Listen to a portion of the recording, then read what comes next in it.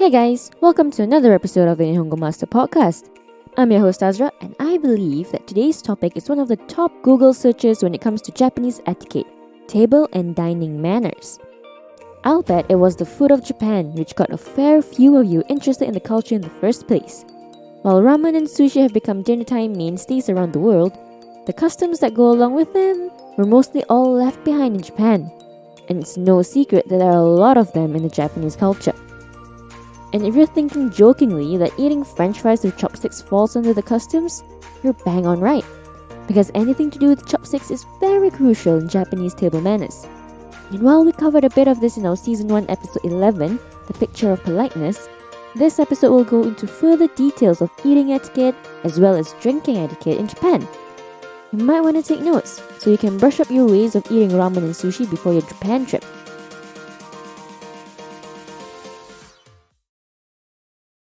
So this episode will be simply split into two categories: eating and drinking etiquette. We're going to look at eating etiquette first.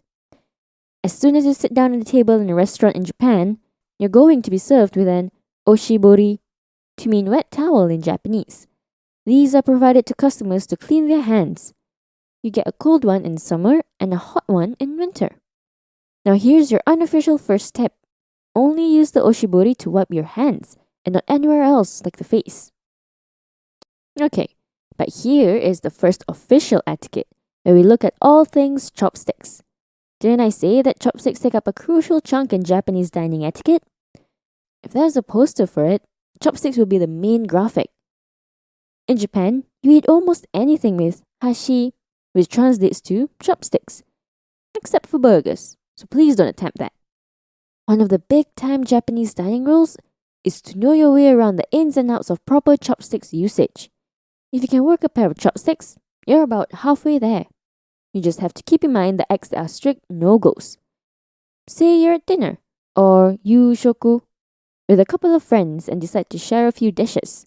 Your own pair of chopsticks are considered dirty, so dipping directly into shared dishes and sauces are frowned upon. It's similar with passing food from one pair of chopsticks to another. Instead, use the serving utensils or a separate pair of hashi. But if you absolutely can't avoid it, use the back of your personal chopsticks instead. While some groups of friends will overlook that last rule, there is one chopstick custom that is essential. Never stick your chopsticks upwards in a bowl of rice. That's because this is the way rice is offered to the dead, and also resembles sticks of incest at funerals. Not the most pleasant image to have at the dinner table, don't you agree? The next eating etiquette has to do with dishes and bowls. Food is often served one at a time, rarely all at once. Most of the time, waiting for everyone's meals to arrive before eating is the way to go. Then, the green light to start eating is when the itadakimasu has been said. This loosely translates to, let's eat. Now, if you have a dish that's better eaten right away, there's a way out. Osaki ni itadakimasu, which translates to, allow me to start before you. If your friend has a dish like that, say, osaki ni douzo, please go ahead. Dishes are often served in small bowls, and when eating, it's better to pick up the bowl with your hand and bring it closer to your mouth when eating it, rather than bending down to get closer to the bowl. This is the ideal way as compared to cupping your hands to catch falling food, which is considered bad manners. Here's a fun tip. If you're sharing a dish and there's one last piece of food left, don't snag it up instantly. Oftentimes, people are reluctant to eat this. The best thing to do is leave it to the senior of the group. This last piece of food is called enryo no katamari. And when everyone's finished their meal, conclude it with a gochisousama deshita. This translates to, thank you for the meal. Return your dishes to how they were at the start of the meal, like putting back the lids on bowls and chopsticks back on the chopstick rest. The third and final eating etiquette we're covering today is the slurping. In my culture, any noise you make while you eat is considered rude. Not in Japan. In fact, it's the complete opposite. The louder you slurp your noodles, the better. I bet some of you right now are wondering why that's so. Isn't it ill-mannered to do that? Well, when you slurp your noodles, you're indirectly letting the chef know you're enjoying the meal. For a conservative society, The Japanese aren't afraid to shout out their satisfaction from one end of a restaurant to the other. If it goes against some of your personal customs, don't worry, it's not compulsory. Now, if you stick to these 3 table manners for eating, you're not going to totally come across as a gaijin at restaurants in Japan. Promise. Here's a quick vocab recap. Oshibori, wet towel. Hashi, chopsticks. Yushoku, dinner. The other meals of the day are chōshoku, breakfast, also called asagohan, and chūshoku, lunch, also called hirugohan. Osaki ni, this translates to first or to go ahead. Enryo no katamari, the last piece of food. Itadakimasu, let's eat. Gochisou sama deshita, thank you for the meal.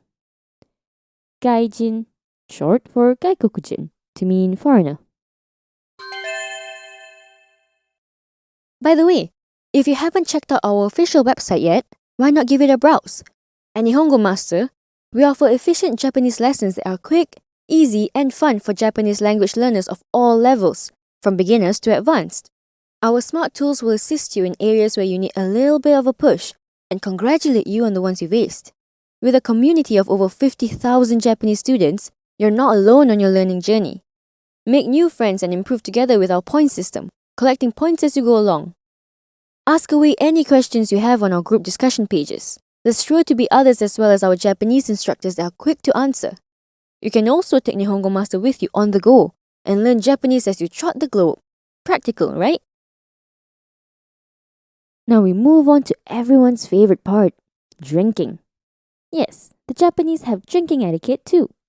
In Japanese culture, drinking is more of a shared experience, and there's a bit of expectation to get the same drinks. But don't worry, in my 3 years of living in Japan, I haven't had anyone pressure me to not get my gin and tonic cocktail and get a highboro instead. Now the first thing you need to know when drinking in Japan is to wait for everyone's first drink to come. It's just like eating, when you think about it. This is pretty customary in most countries too, but especially so in Japan. When everyone's drinks have arrived, if no one has said it yet, you do the honors of raising your glass while saying "kanpai." That's the Japanese equivalent of cheers. Now, this kanpaiing can happen a few times in the night, especially with every new drink. Some may expect the group to drink at the same pace and get another round of drinks at the same time, but don't feel pressured to do so if you're not as strong with alcohol like me. Keep your pace, and when the second round of kanpai comes around while you're still at your first drink, just raise the same glass. The next drinking etiquette you ought to know is to not pour your own drink, but instead pour for each other. When drinking in Japan, it's customary to let others refill your glass from communal bottles. If everyone's drinking sake, let others pour your glass for you from the tokuri sake bottle. Not only are you supposed to thank them, but also reciprocate when someone pours a drink for you. Now, hierarchy is a big thing in Japan, so typically, the ones lower in the social ladder pause for the senior members. This is especially so during work drinking events or anything formal. If it's with friends, anyone can pour for anyone. But regardless, you ought to hold your glass or sake cup when another is filling up for you as a gesture of goodwill. And the final drinking etiquette is drink up. Japanese people love a good pint of beer or two, and it's a common sight to see a group of businessmen at an izakaya or Japanese bar as soon as it's the end of a workday. Sometimes your boss might even join in, but don't be alarmed. It's normal. You're not getting fired. Accepting an invitation for a few pints after work is pretty expected. The thing is, Japanese drinking sessions can turn into a full-on drinking marathon that can go on till the sun comes up. Others might pressure you to getting another round after another round. The trick here is to not start strong and fail to finish. Maintain a good pace and sip water in between. While we're all about the team spirit here, we're also about drinking responsibly. Now, what if you drank too much and need to stop? Hey, it's bound to happen. And all you need to do is stop. Leave your glass full so no one refills your glass. And if you need to leave, don't feel pressured to not do so. A simple farewell of "Otsukare sama deshita," which loosely translates to "You've worked hard," is the most common way to end a drinking session. Okay, let's have a quick vocab recap. Highball, highball, which is whiskey and soda water. Izakaya, a Japanese bar that not only serves drinks but small dishes as well, like skewers. Kanpai, cheers. Tokkuri, sake bottles. Otsukaresama deshita. You've worked hard.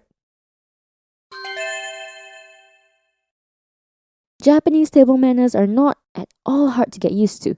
They're pretty straightforward when it comes to why it exists, and mostly it's the social awareness aspect and the team spirit. Don't you think so? Tell us your thoughts by commenting on our social media platforms. You can find us on Twitter, Facebook, and Instagram. Also, head over to the Nihongo Master blog if you're interested in reading up on topics like these some more.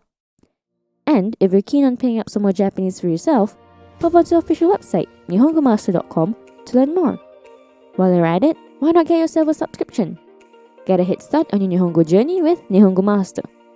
Thank you so much for listening in. Join me in the next one, where I'll be walking you down another avenue of Japan's rich culture. Mata ne!